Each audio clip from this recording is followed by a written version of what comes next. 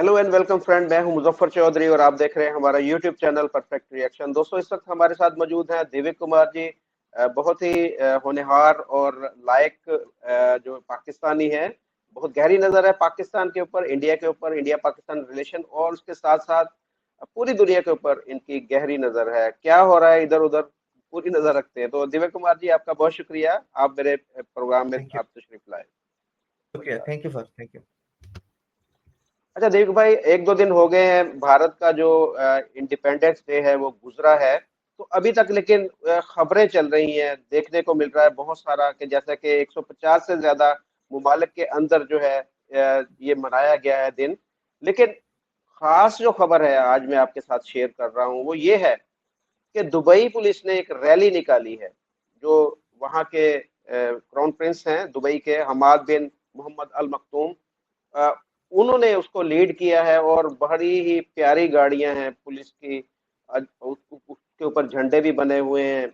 और और बाद में उन्होंने केक काटा है, एक दूसरे को उन्होंने फ्लैग शेयर किए हैं। बहुत ही मुझे अच्छा लगा।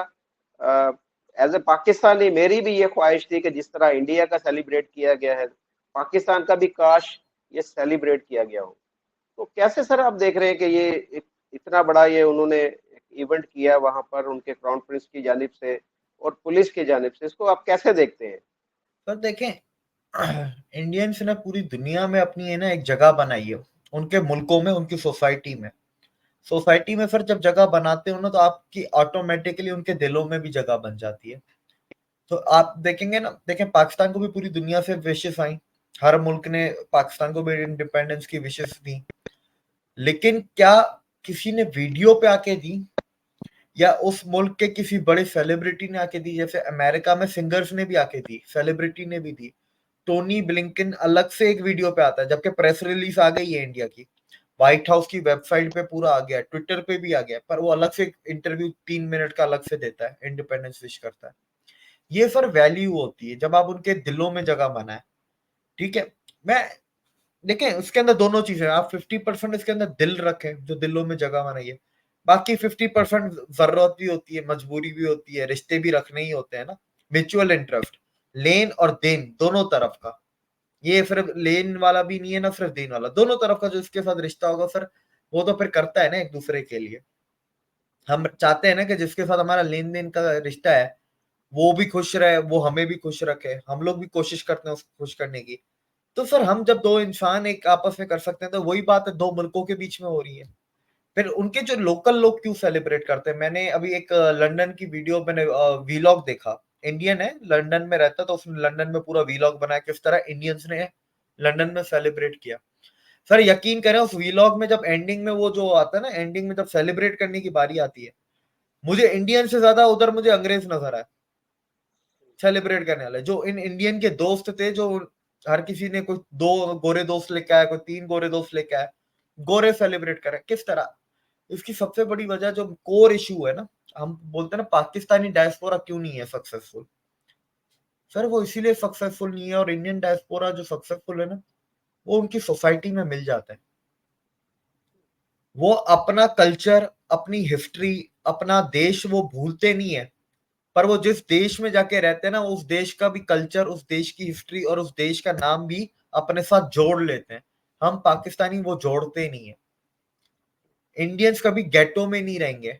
इंडियन कहीं पे भी जाएंगे ना तो वो क्या है कि गोरे भी उनके दोस्त हैं, उनका उठना बैठना गोरों के साथ भी है तो इंडियन के साथ भी है। पाकिस्तानी हमेशा दूसरी पाकिस्तानियों में दूसरी उठना भाई, बैठना होता है जी। इसमें इसमें एक और फर्क जो मुझे फील हुआ है वो ये कि इंडिया में भी अगर कोई जाता है तो वो वहां पर अपनापन महसूस करता है। जैसे कि पाकिस्तानी बाइकर इब्रार गया है, वो ये कहता है कि मुझे ऐसे ही लगा कि जैसे मैं अपने देश के अंदर ही हूँ, मुझे इतना प्यार, इतनी मोहब्बत, इतनी अपनाइयत वहां पर मिली।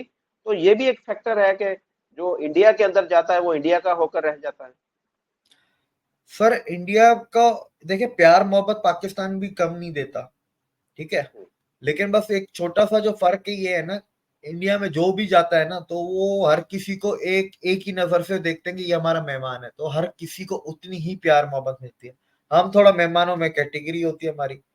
ये लंदन वाले मामू है तो ज्यादा महंगे गिफ्ट लाए होंगे, ये दुबई वाले हैं तो सस्ते गिफ्ट आए होंगे, हमारा होता है ना, मतलब मैं एक वैसे एक एग्जाम्पल दे रहा जी हूँ जी। ताकि लोगों को समझ में आए। घर के एग्जाम्पल से बंदा जल्दी समझ जाता है ना, तो वो चीज है। नहीं तो ऐसे प्यार की कमी ऐसी कमी अभी, अब मैं कैसे एग्जाम्पल दूं? चले फिलहाल नहीं, एग्जाम्पल मेहमान हमें, नवाज तो पाकिस्तान के अंदर हाँ भी हाँ हाँ मेहमान हाँ नवाज हाँ, तो हैं, बहुत है पर सारे मेहमान नवाज। बिल्कुल है, पर वो थोड़ा है ना सेलेक्टिव हो जाते हैं।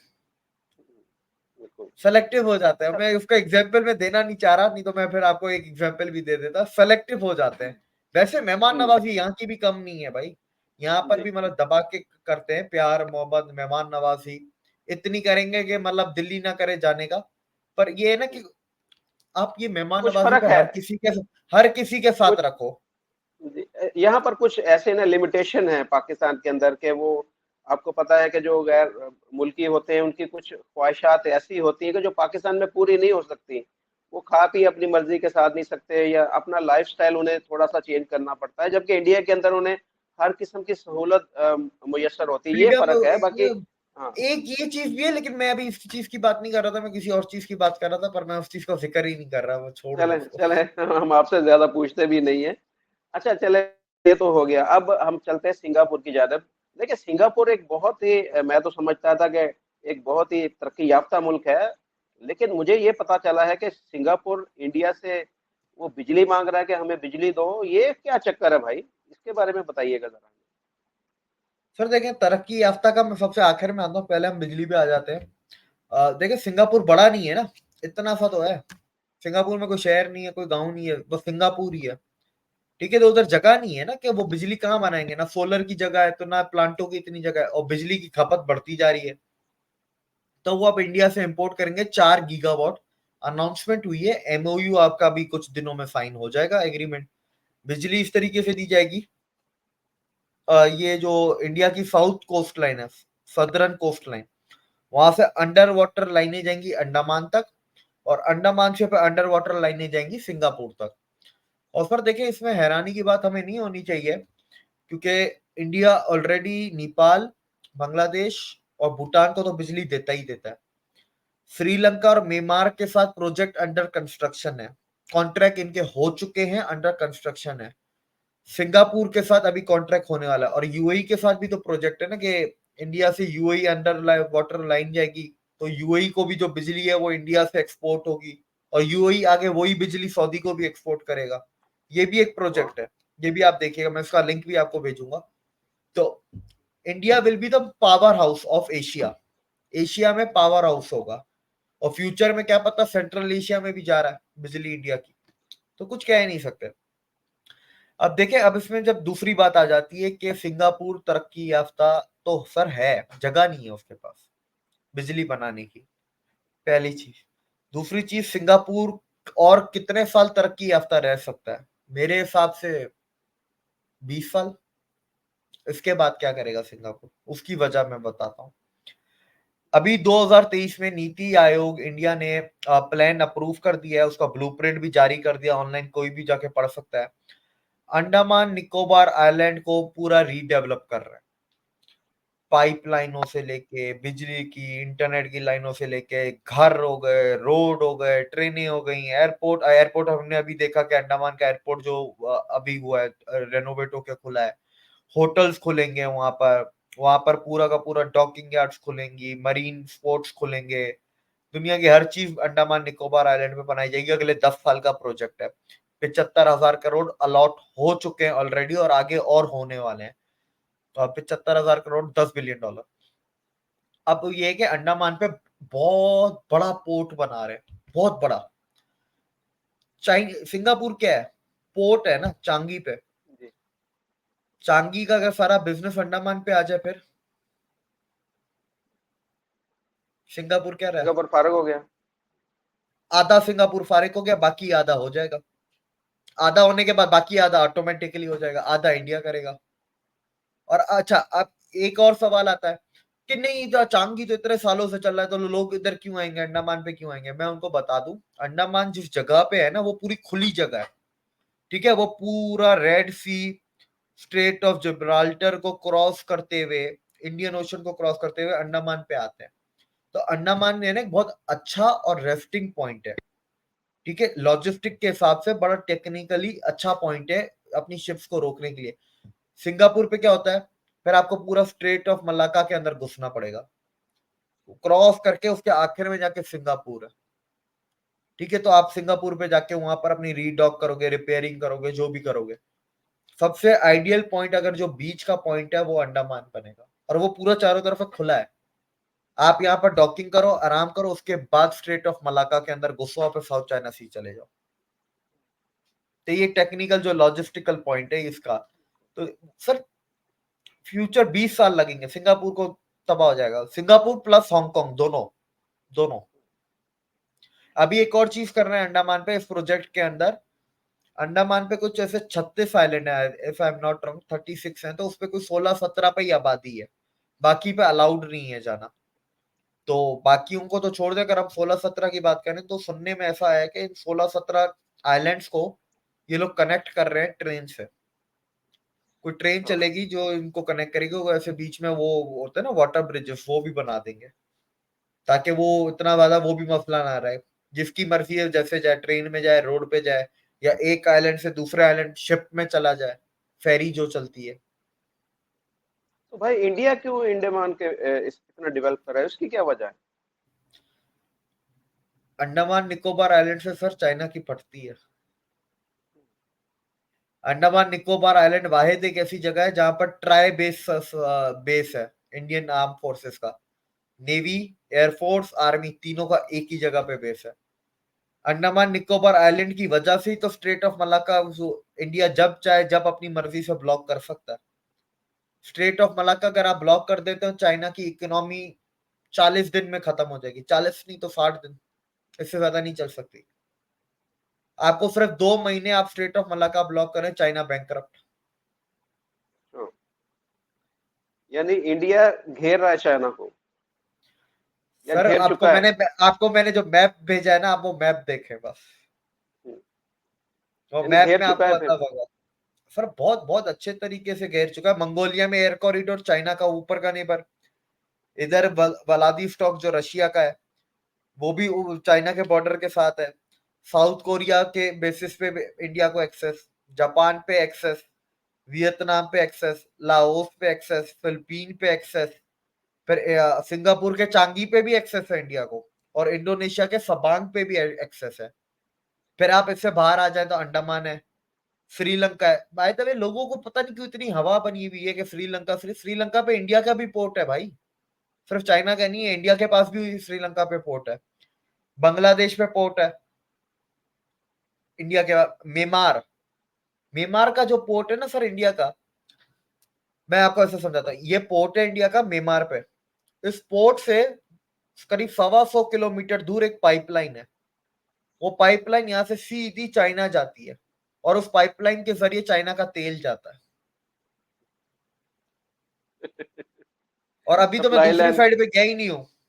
हम्म। गवादर, गवादर से 70 किलोमीटर दूर चाबार, नीचे आ जाए ओमान में दाकुम पोर्ट, उससे नीचे आए जिबूती में इंडिया को एक्सेस है। फिर आपके अगर बिल्कुल समंदर के बीचों बीच में सेंट्रल डिगो गार्सिया जो अमेरिकन बेस है, उसका इंडिया को एक्सेस है।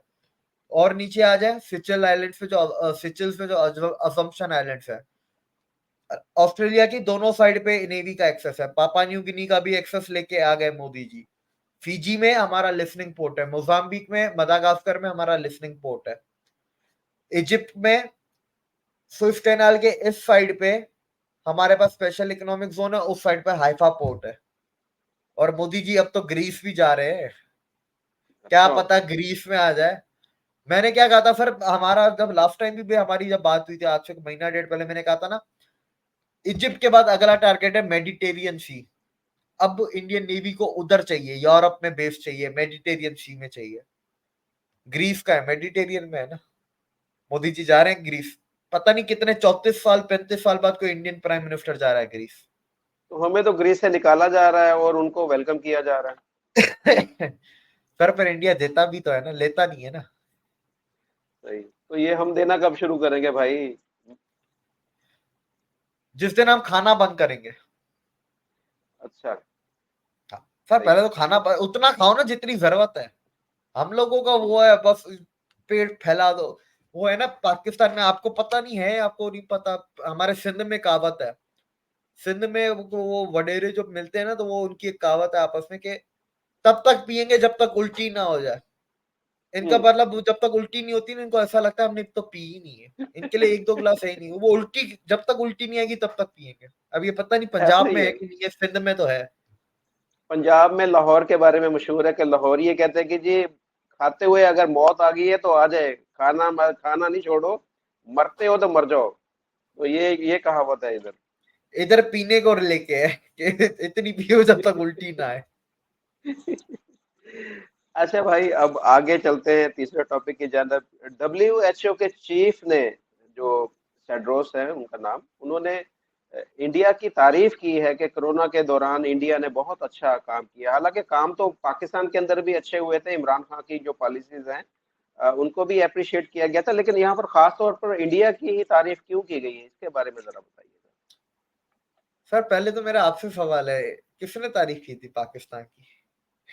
ये पीटीआई वाले बोलते हैं कि जी इमरान खान ने जो स्मार्ट लॉकडाउन लगाया था उसकी वजह से ये देखे पाकिस्तान की इकोनॉमी बच गई, पाकिस्तान के अंदर कारोबार चलता रहा, ये हुआ वो हुआ। तो ये बातें तो पाकिस्तान के अंदर चलती रही, वो इसलिए मैंने उसको कोट कर दिया अब था। देखिए सर, अब इंडिया 150 करोड़ की आबादी, हमारी 25 करोड़ की है, तो नंबर पे तो हम कंपैरिजन नहीं कर सकते, हम पर कैपिटा के हिसाब से कंपैरिजन कर सकते हैं, पर कैपिटा किसकी ज्यादा डेथ हुई, तो वो पाकिस्तान में ज्यादा हुई है पर कैपिटा के हिसाब से। इंडिया में पर कैपिटा के हिसाब से दुनिया में one of the lowest death हुई है दुनिया में, पहली चीज। दूसरी चीज, इमरान खान ने तो 400 अरब कोविड फंड के भी खा गए थे, तो अपने घर के ही अंदर शायद कोविड की सारी तैयारियां कर रहे थे।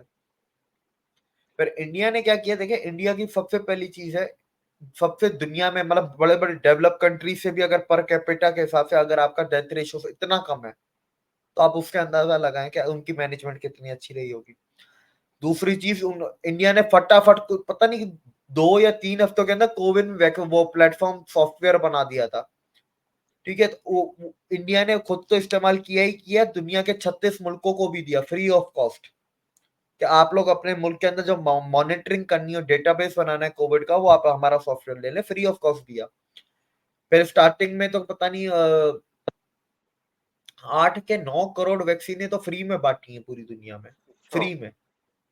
ठीक है, उसके अलावा दुनिया में अभी मोदी जी ने लास्ट ईयर ही कहा था कि हम 5 करोड़ 5 अरब वैक्सीनेशन देंगे, 5 अरब, मतलब 500 करोड़ वैक्सीनेशन हम पूरी दुनिया को बना के देंगे, जिसमें से 200 करोड़ तो इंडिया को लगी है। इंडिया ने अपनी भी पूरी की, इंडिया पूरा लग चुका है, इंडिया में 200 करोड़ के टीके लग चुके। फिर फ्री ऑफ कॉस्ट लगे, अमेरिका जैसा में पैसे दे के आपको वो वैक्सीन लगानी पड़ रही है, जी। इंडिया में फ्री ऑफ कॉस्ट लगा है। मतलब जो गरीब है उनको फ्री ऑफ कॉस्ट है, जो अमीर जो पे कर सकता है उनसे पैसे लिए गए, 15,000 करोड़ उस पर खर्च हुए। ऐसे वक्त में दुनिया में और भी वैक्सीन के अलावा और भी दवाइयों की जरूरत थी, पेन किलर्स थी, कुछ काफी। और वायरल की पेन दवाइयां किलर, थी। बुखार वाली थी, काफी मेडिसिन वगैरह। देखो, तो वो इंडिया ने पूरी दुनिया को उस वक्त कोविड के दौरान इंडिया की फार्मास्यूटिकल कंपनियां चलती रही। इंडिया में आपको पता, फार्मास्यूटिकल कंपनी सिर्फ 2.5 हफ्ते बंद हुई थी, अच्छा। 2.5 हफ्ते बाद उनकी प्रोडक्शन शुरू हो चुकी थी, क्योंकि दुनिया में दवाइयों की कमी हो गई थी। India is the pharmacy of world, India नहीं बनाएगा तो दुनिया में दवाइयां खत्म। हम्म। इसके अलावा अगर देखें, इंडिया ने फिर कैसे, मतलब वैक्सीन तैयार होने से पहले उसको किस तरह पूरे देश में पहुंचाना है वो तैयार कर दिया, किस किस को लगेगी वो पॉलिसी तैयार कर दी, कि पहले सबसे पहले फ्रंट लाइन वर्कर को लगेंगे। कौन front line worker? Nurses, doctor, police वाले, सिक्योरिटी वाले, इनको। दूसरे, बूढ़ों को, बुजुर्गों को लगेगा। तीसरा, बच्चों को लगेगा। उसके बाद नॉर्मल जो मिडिल एज लोग होते हैं, आखिर में जाके उनको वैक्सीनेशन लगेगी। उन्होंने पहले इस तरीके से ये भी बना दिया। उसके बाद कोविड प्लेटफॉर्म से सारा डिजिटल, वैक्सीन लगाओ नहीं, आपको मोबाइल पे ठक उधर ही आ जाएगा वैक्सीनेशन का कार्ड। वो जयशंकर की स्पीच भी है ना कि I went to America and I was with my son going to some coffee shop, so they asked for my COVID certification, तो I showed them my cell phone and my son showed a paper from his wallet and took out his wallet paper, ये वो। तो आप देखें, America paper दे रहा है, India पूरा digital चल रहा है।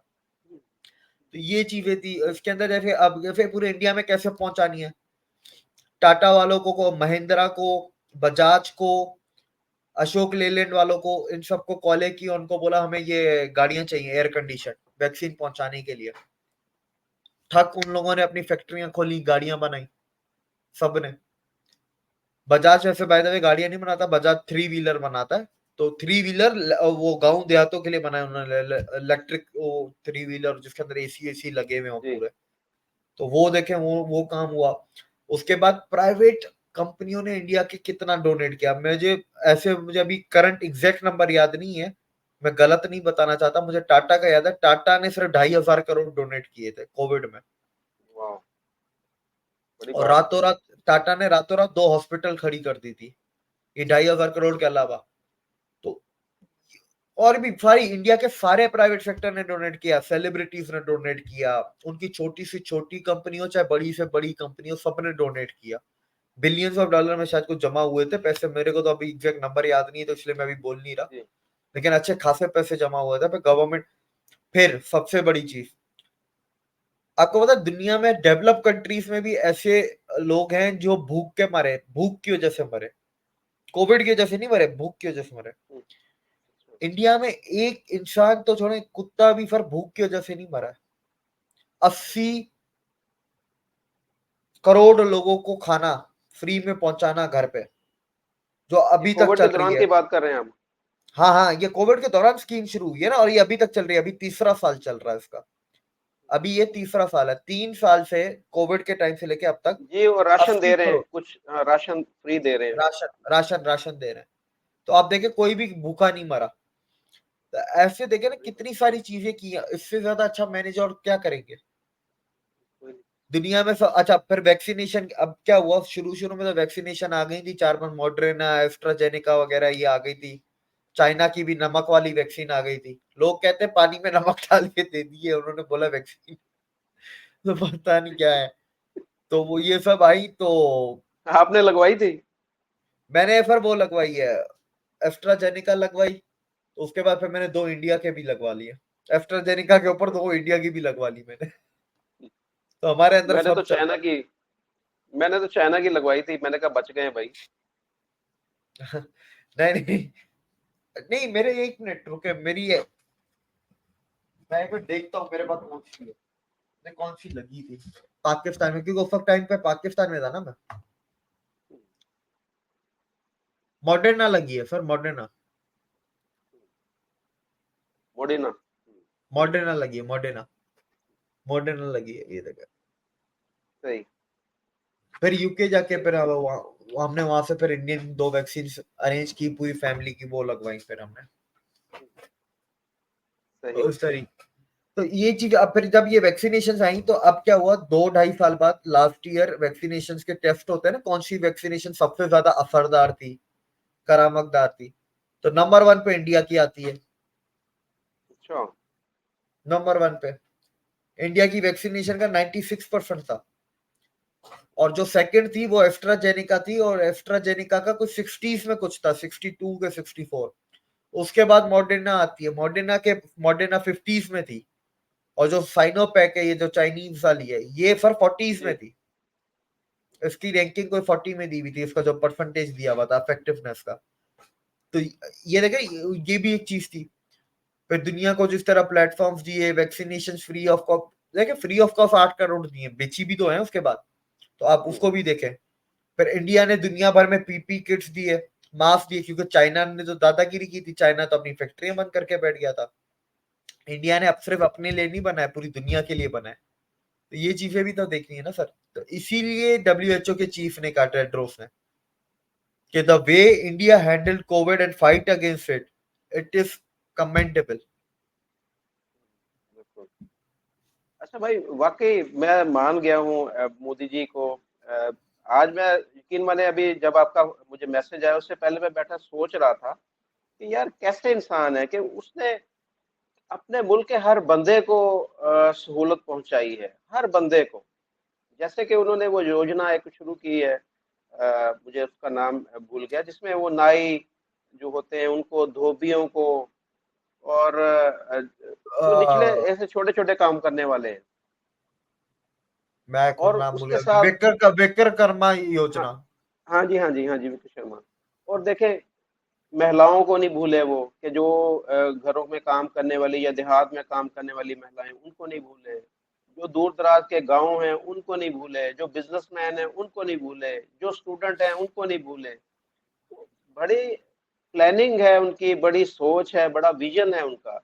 तो हमारे पाकिस्तान में मुझे मुझे मायूसी होती है, बड़ी मायूसी। मैं जब भी इनकी स्पीच होती है, जो हमारे प्राइम मिनिस्टर होते हैं या हमारे फाइनेंस मिनिस्टर हैं या कोई भी जो मिनिस्टर जब स्पीच कर रहा होता है, मैं बड़े गौर से सुनता हूँ कि काश इनके जहन में भी कोई ऐसी बात आ जाए कि ये भी वैसे ही सोचे कि जैसे वो लोग सोचते हैं अपने मुल्क के बारे में, अपने मुल्क की आवाम के बारे में। बड़ा विजन है, बड़ी सोच है उनकी। सर बड़ा मायूसी होती है। मोदी जी की देखिए ऐसे तो हजार चीजें हैं, लेकिन अगर दो सबसे बड़ी चीजें जो अगर बताना चाहूँ जो उन हजार चीजों से डिफाइन कर देंगे, अपने आप समझा देंगी, वो ये है, मोदी जी पहले इंडिया के प्राइम मिनिस्टर हैं जो आजाद भारत में पैदा हुए थे 47 के बाद। दूसरी चीज, मोदी जी वो प्राइम मिनिस्टर नीचे हैं से ऊपर जिन्होंने आए, ये वजह तो नहीं कि नीचे से ऊपर आए, इस वजह से उन्हें पता है कि नीचे से, आम जो नीचे नहीं नीचे से ऊपर सर दो जने और भी आए थे, लाल बहादुर शास्त्री और अटल बिहारी वाजपेयी। कल उनकी डेथ एनिवर्सरी भी थी, अभी हम रिकॉर्ड कर रहे हैं तो 17 हो गई है। तो उन जैसे भी कोई लेजेंडरी लीडर कोई भी नहीं है, लेकिन उनके साथ देखिए उस वक्त देश तैयार नहीं था उनके लिए। होता है ना, कभी कभी क्या होता है कि आप तो तैयार होते हो पर हालात आपके लिए तैयार नहीं होते। मोदी जी के टाइम पे देश, हालात, मोदी जी खुद, हर चीज तैयार थी, अवाम भी हर चीज तैयार थी। दूसरी चीज ये थी, मोदी जी ने इंडिया का कोई ऐसा गांव नहीं जो इन्होंने देखा ना हो, इंडिया का कोई ऐसा चप्पा कोना नहीं जो इन्होंने देखा ना हो। और वो कब? जब ये बीजेपी में भी नहीं थे, जब ये आरएसएस में थे, मतलब साइकिलों पे, पैदल पे, बसों में, तब। मतलब बीजेपी से भी पहले की बात कर रहा हूँ, जब ये आरएसएस में थे तब, मतलब 70s और 60s की बात कर रहा हूँ।